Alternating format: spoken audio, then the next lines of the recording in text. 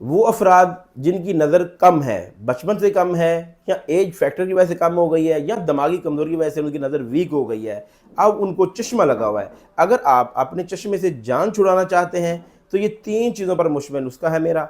इसको आज ही बनाएँ और शुरू कर दें। देखिएगा आपको 1 महीने में वाज़ेह तौर पर बेहतरी नज़र आ जाएगी। जब आपको बेहतरी नज़र आ जाए, तो फिर आपने इस नुस्खे को बिल्कुल छोड़ना नहीं है, जब तक आपकी नज़र 100% ठीक ना हो जाए। और इसके साथ सिर्फ़ और बाकी चीज़ें बंद करनी है, जैसा कि आलू, मटर, गोभी चावल, बड़ा गोश्त, कोल्ड ड्रिंक, आइसक्रीम और ठंडा पानी बिल्कुल इस्तेमाल नहीं करेंगे। नुस्खा आप नोट फरमाएँ, इसको बोलते हैं काली मिर्च। ये देखिए काली मिर्च 30 ग्राम है, और ये है सूंड, इसको आम अदरक बोलते हैं, ये है सूंड। ये लेना है आपने 50 ग्राम। और तीसरे नंबर पर आ जाता है कुश्ता फुलाद, इसको बोल जाते हैं कुश्ता फुलाद बोला जाता है। ये देखिए, ये आपने लेना है 10 ग्राम। इन तीनों चीज़ों को ग्राइंडर की मदद से बारीक पाउडर बना लें, बिल्कुल बारीक पाउडर बना लें।